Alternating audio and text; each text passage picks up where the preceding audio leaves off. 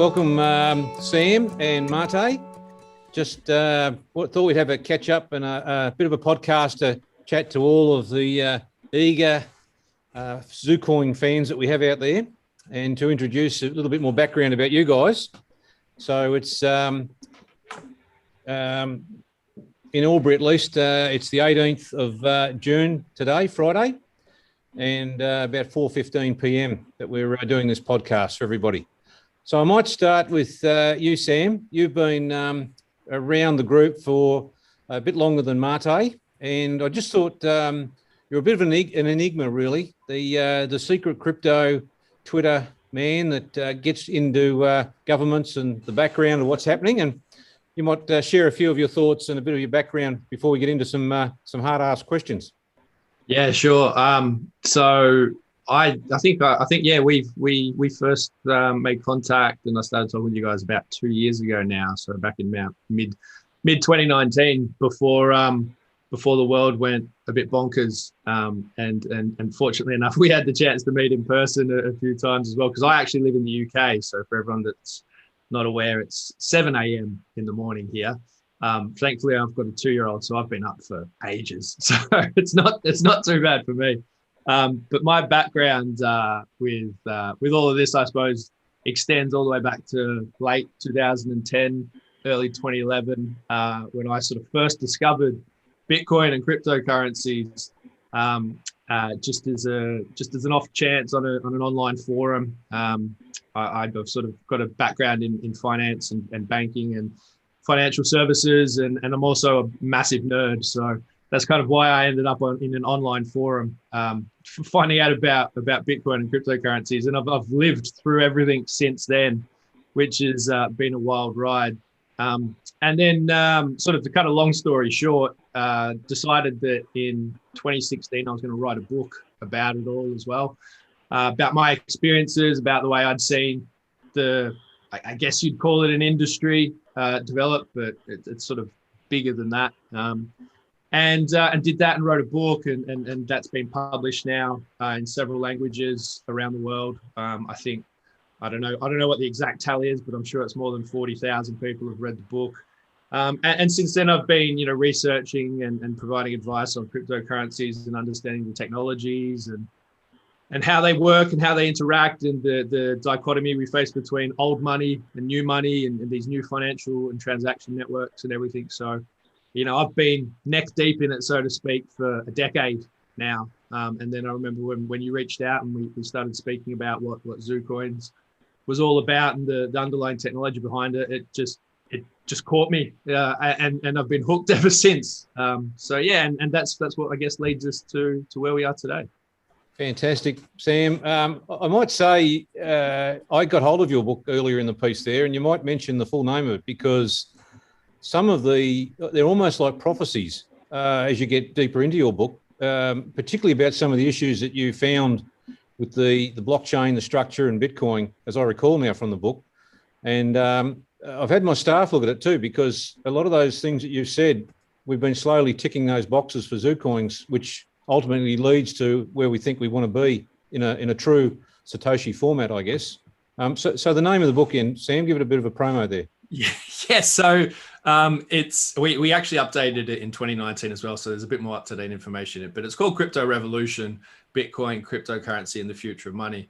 And yeah, look, in it, I made what I believe to be, I wouldn't say I made them as predictions, but I wrote how I saw things unfolding. And one of the things that I wrote about was, how the underlying blockchain technology works, how things like, they can scale, and the use of wallets and all that sort of thing. But then also started writing about how nation states and emerging economies, smaller countries in Africa and South America would look to adopt and take on board cryptocurrency as a way of dragging up their living standards for their citizens and societies. And that's certainly something we're starting to see now. Which for me was just an inevitable conclusion about the way things were heading. So yeah, there's a bit in there that has come very true a few years after I said it would. But yeah, it's an inevitable roadmap, kind of when you understand what's happening and the development that's taking place in this space and all the exciting things that are being worked on. and you can shut out a lot of the noise that you get from the mainstream media and misinformation out there, then it's for me, it's just one of the most exciting things I've ever had a chance to be involved with. Fantastic, Sam. And I think, to be fair, that's why we identified the team, particularly when you met Robert, who's our local guru, putting this together, that we decided that having the sort of expertise and the advices that we're doing, it's been an approach to follow in the sense of what you put to us as our advisor, to make sure that we the old story of the turtle and the hare, I guess. You can rabbit along as much as you like, but it's to get to the finish line with the outcome. So for that, I've got to thank you, Sam. It's been great. Well, Mate, you've been listening patiently there and meeting Sam now as well, and our meetings and things that we've been having. It's been wonderful to have you. Very impressive background, Sam, by the way. Thanks. Have you read his books, Mate? I have not, but I would love to. I would love to get a copy here. So I'll send you a signed copy.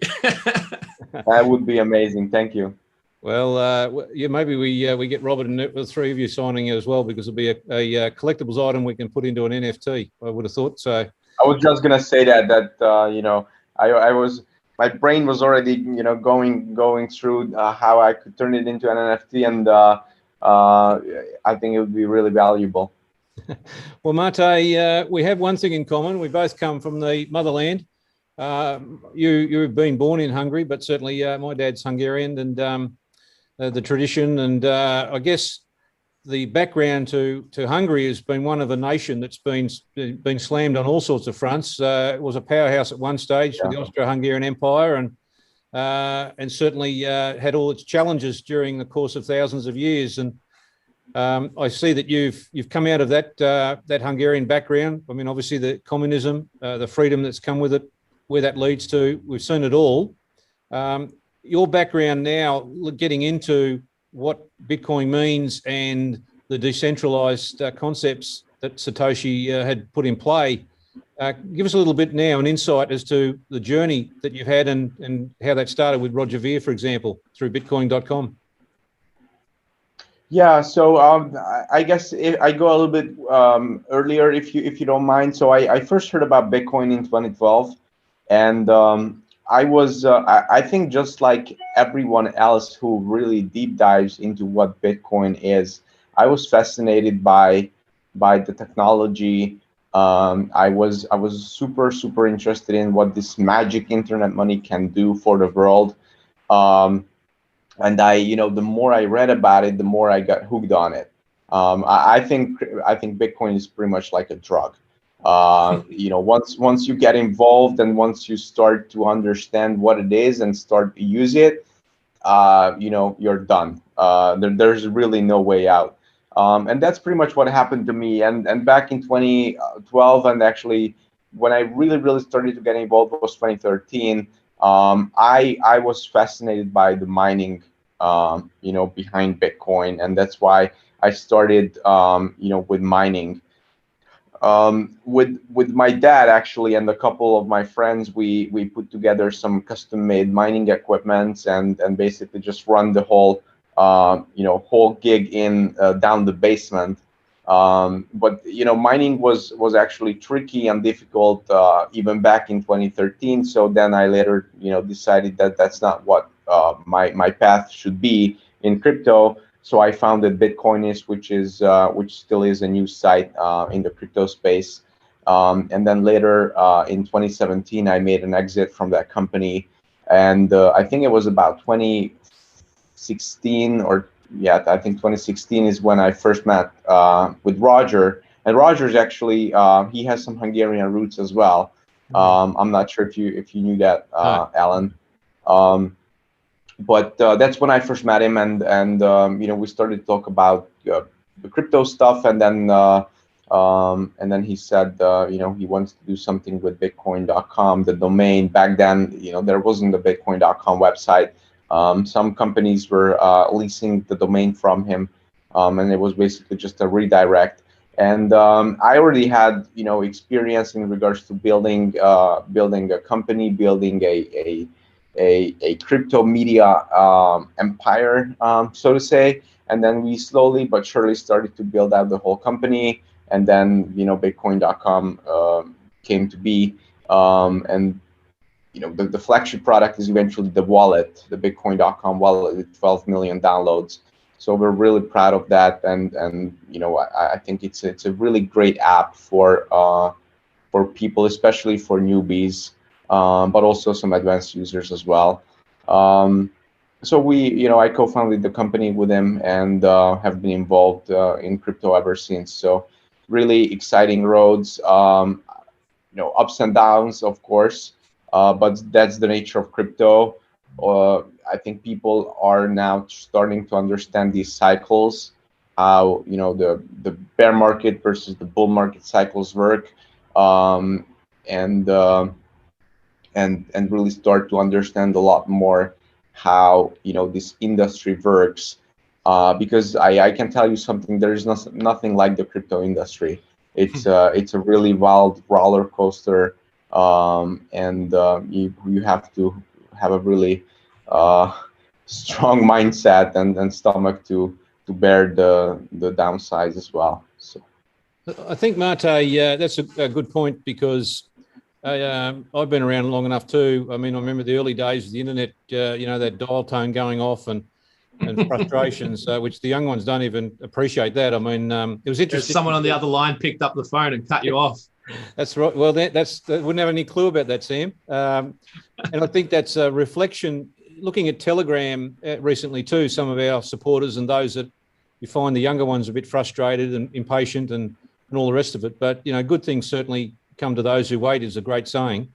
And if you think back during that time, since that first dial-up, the transition of the way the second wave happens, and I keep referring to people like, you had MySpace there, which is decimated by Facebook, or you had Webcrawler that got smashed with, Google, and these sort of, Netscape. The young ones don't even know what a Netscape was as a browser. So talking to you on that, Sam, I think that was a common theme that we got together about the evolution of blockchain, and those problems needed some sort of a second transition, a new generational thing. That's what sort of got you tapped into Zucoins, wasn't it, with Robert's technology?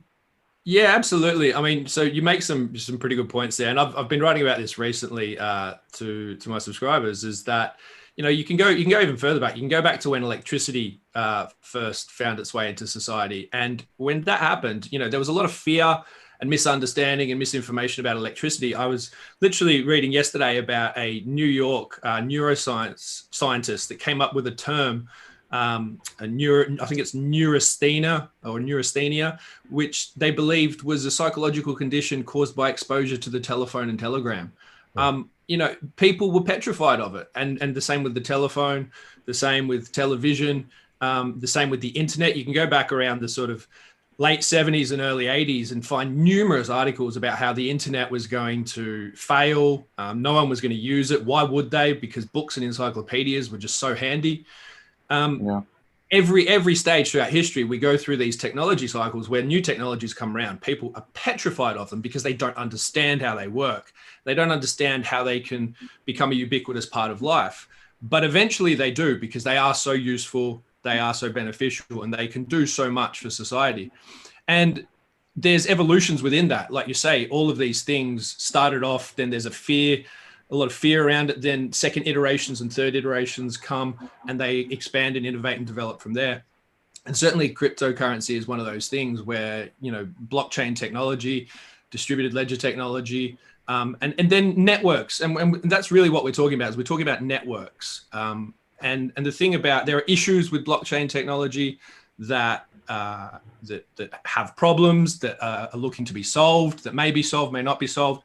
But the thing that, like you say, excited me about Zucoins is that it's not blockchain technology. It's a new, I guess, way of looking at creating peer-to-peer networks in a more efficient way and a faster way, which helps to look at and solve some of those problems. And that's what excited me, is that when speaking to you and then speaking to the team and speaking with Robert, I mean, I love speaking with Robert. I just love sitting down and just chewing the fat with him and digging into, all the potential that it has and how it works. But that's what really got me excited about it, was, SplitChain and the fragmentation of the data and how it can be, brought together, and then what can be built on top of that. From me, from a nerd's perspective, from a tech head's perspective, it's phenomenal, and that's what I guess I really liked about the whole thing. Fantastic. And it's really interesting, Sam and Allan, that we're talking about all of this, but I know that some of the community that's behind Zucoin and the people who are interested in Zucoin, I think we can fairly say that they are early in crypto. And the reason why I say that is because, the fact that we're still talking about the technology behind different cryptocurrencies really shows how early we are. And, I can't emphasize this enough, but the fact that we're talking about how the technology behind the cryptocurrency blockchains are working just shows how early we are. Because think about it, we don't talk about how email works. We just use it. We don't talk about how credit card works. We just use it, right? Back in the early days, I still remember, when email was a new thing, and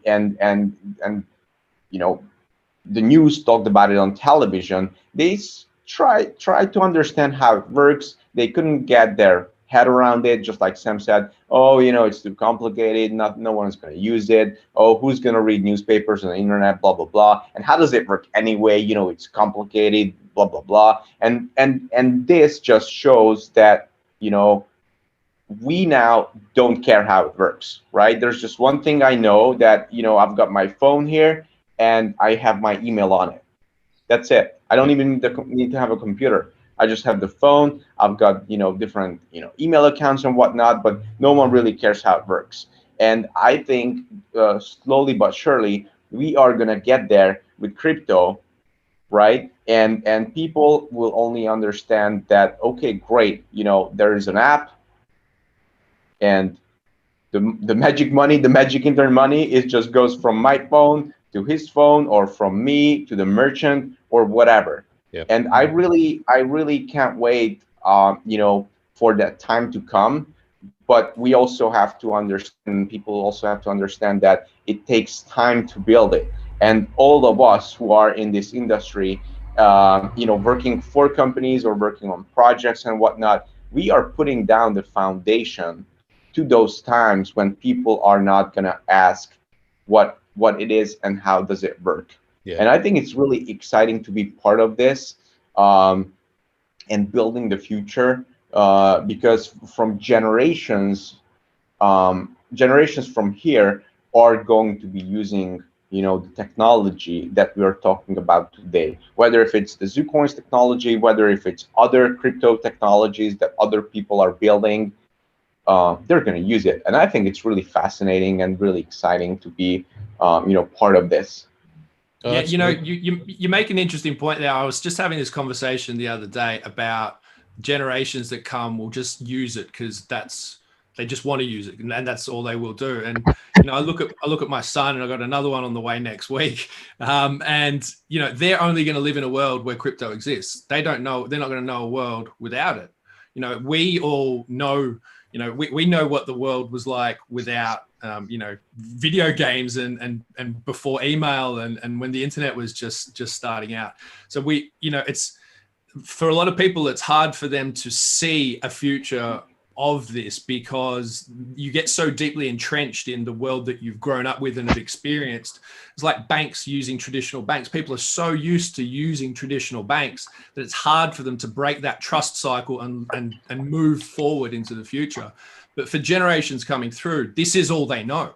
This is all they're going to use. They're not going to go down the high street and go to the high street bank for their deposits. They're going to use an app and earn interest on their crypto deposits, or they're going to get home loans in crypto. They're not going to go to the banks and have to worry about credit scores and all those sorts of nonsense. So that's what's exciting, is that when you talk about early stage, we are so early stage. I mean, Bitcoin's only just gone 12 years old. And when you start to look at the wider ecosystem that's now building around it, realistically, it's sort of rooted in about 2012, 2013. And then 2015, 16 sort of exploded a little bit more from there. So we're only talking about 5 or 6 years that all of this has really started to explode.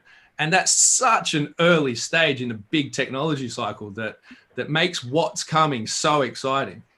And yeah. There tends to be a lag also in the political arena, because there's that scared element at the political level, when in fact, if it's embraced a lot earlier, you can find that you can tick those boxes that are of concern to politicians on all levels. I mean, the two outstanding or glaring ones obviously is tax, and the second is the criminal element. So there's measures in place that you can do. And I think that's the sort of thing that we've done with Zucoins, is to say, well, let's take this unique processes that crypto offers in the world and the way in which it's built and the platforms it's built on, but let's not disregard the fact that we can put measures in place that overcome those fears and anxieties of the political level. So, you look at the mobile phone in Zucoins.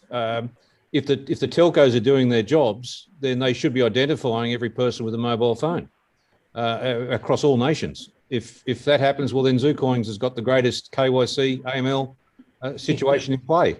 It's a tricky one, because governments are always going to want to exercise power over citizens and control ultimately, and it's rare to see governments not want to do that. So a lot of what cryptocurrency is about and what it can deliver sort of clashes with that. So you can understand why they are so negative towards it and their own sort of issued digital currencies. And there's a whole conversation we could probably go to down that track. But, you're right. If there is an element of that needs to be managed, and we need to think about and consider, privacy and data protection and people's identities online they're going to be the hottest topics for people to think about over basically forever. It's a good point, Sam, that you were just touching on. They're really against it at this point, but we can already see how governments are now trying to work and develop their own currency, the central sort of the central bank digital currencies, right? It has become a huge topic. And one day they're saying, oh, crypto is crypto and digital currencies are really bad, and then the next day they talk about developing their own, right? And I just think it's really pathetic, because how can something be evil today but be the greatest technology tomorrow, right? The reason being is because now they're going to control that technology. And that's pretty much going to be their own blockchain, their centralized blockchain, versus other decentralized blockchains where they have absolutely no power over. And I think it's going to be interesting to see how they change the narrative around digital currencies, because they will have to at some point, because they also want to get in the game. Otherwise, they will be left out. And Mate, I often I'm a great history buff, and people forget that eventually there is a cycle that happens that governments embrace these things. I can recall reading in the 18th century the old ways of using Wells Fargo to travel from the East Coast to the West Coast of America, delivering gold and money in order to pay bills. And someone realised, well, I might just do a telegraph wire to my friend in the West Coast, and he'll pay the money and create an IOU. And suddenly the evolution of money has created in a sense of electronic form. It took many, many years to embrace that sort of concepts. So we're in the thick of it now. And I thought, well, leading through from where we're at with that this podcast, guys, would be about in two parts. The first is just to give a bit of a sense to the early adopters, those that have risked all and sundry to take up some Zucoins. We had the close off on the 10th of June, which was enormously successful. Incredibly, actually, it's pegged certainly the price at $60 AUD with no qualms at all. And we always look at the comparison with where Bitcoin sits as to the technology, what we can do in the future with that. So look, as an update for those that have gone in early, guys, the process is we're still on track with our end of month for release of the wallets and the coins. There may be some slippage in that, but we're just thinking through. I thought I'd let you guys know firsthand here, talking to Robert yesterday.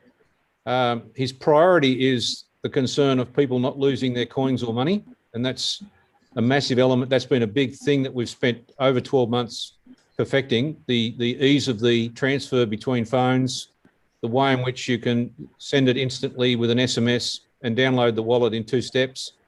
The backup is of worry. We need to have people that, that's a big in the industry situation, let alone people sending money to wrong phone numbers. You can't ring up Zucoins or the support staff asking for a refund.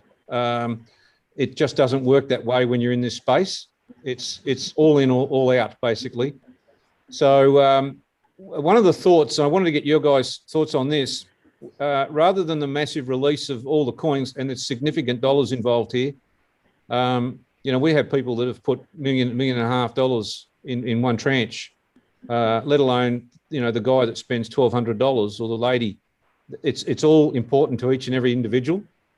So one of the thoughts Robert has was that we might revisit before the end of the month, giving away a few coins, 3, 4, 5 to everybody, and let them go hell for leather on, sending fractions, phone number transfers, seeing how it works, the wallet, and there's less risk if that happens, obviously in the short term before we release all the coins, and experimenting with the backup and getting them used to what we need to tell them about where they back that up to, how they do that. So I'll start with you, Mate. What's your thoughts, given you've had extensive support issues in the past with Bitcoin.com? Whilst we've solved the interface ease of use, how do you see that might be what we should look at before the end of the month?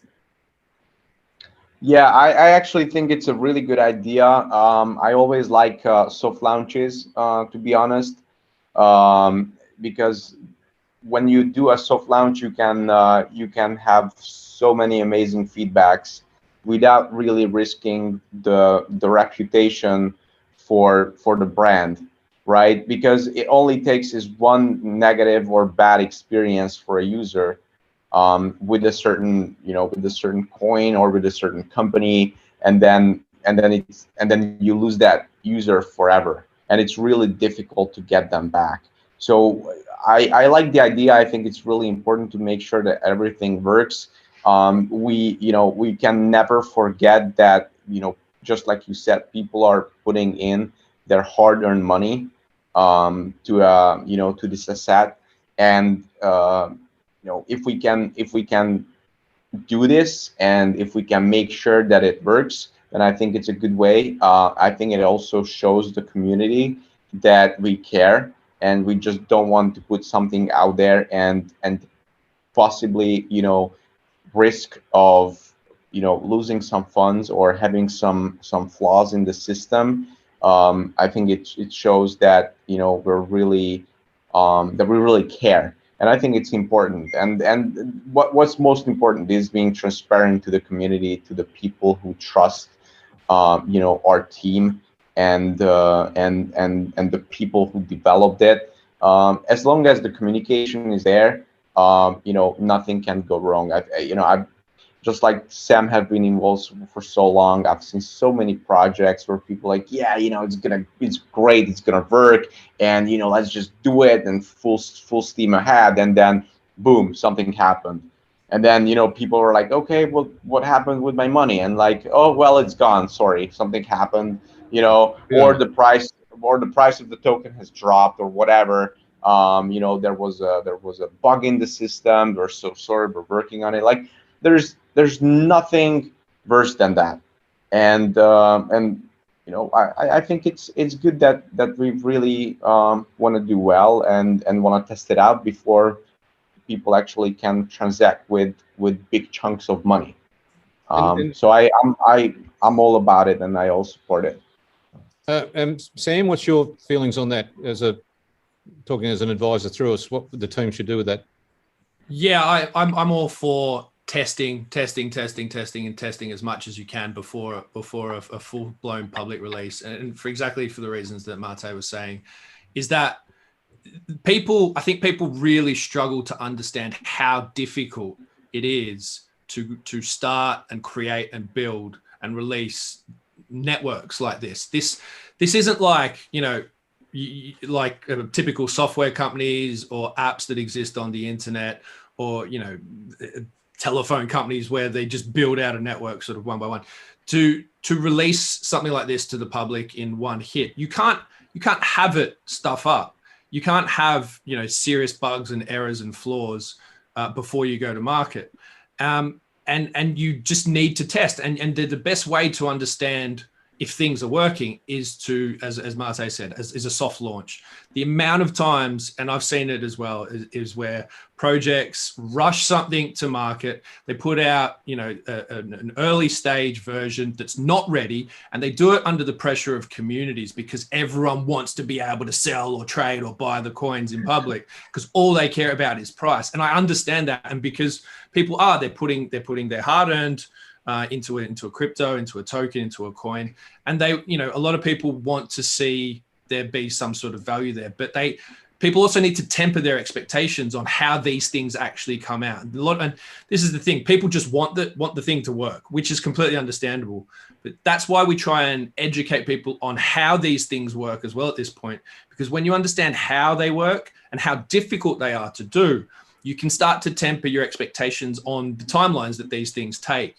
And so by doing a soft launch and getting something out amongst the community and starting to test it out, you can see, okay, we've got this to a point where we're not going to have any fatal errors, where, people aren't going to lose their coins.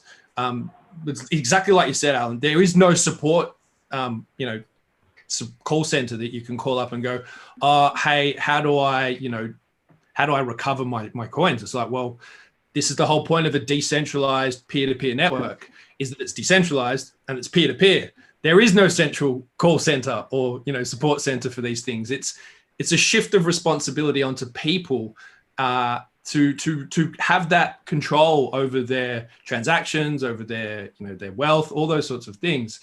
And that shift and that power that it puts on people is a new thing for a lot of people. It's hard for them to get their head around. So we need to try and make sure that we don't break that trust cycle, that they can jump onto Zucoins, they can use the app and not be fearful of there being bugs or fatal errors and things like that. So yeah, I'm all for it. I think the more we can test, the better. And I think people should temper their expectations on just how hard these things are to actually do and do properly so that people can use them as they should. Well, what I thought many times in crypto, let me just say that many times in crypto, people say, with cryptocurrency you can be your own bank, but being your own bank comes with responsibility, right?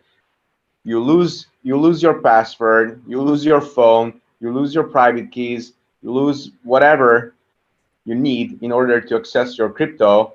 There's no way you can recover it. There's, just like Sam said, you cannot call a support agent. You cannot call the bank, right? The big difference between crypto and the bank is, like, you can call the bank, right? But if you keep your money at the bank, then, you don't have control over your money, right? And I think it's really important, and this comes with a lot of education. And I always say that we have to educate people. And by doing it this way, we are also educating them, and they're also learning. So it's not only for us, for our own safety, making sure that the system works, but it's also for them to be able to test it out and see how they back up their wallet, how they do transactions, and so on and so forth. Well, as you're aware, Peter Allan is the head of support, and in the last few days, at the instructions of Robert, he's been doing the once over and tidying up the database, which is extensive to the coin holders. So it's amazing. You tell people over and over things what to do, and still we have errors of phone numbers are put in with a zero, and suddenly the phone doesn't work, etc. So we'll educate it properly. But what I thought we would look at for you guys to talk with the team next week. We have some flexibility, which is almost as a reward as a result of that, to see the rollout with this test then. anything up to 10 coins per person would be that reward capability. If you think it's less, then you guys can discuss about that, and we'll let the team know what we end up rolling out as a benefit for those that snuck in by the 10th early last week.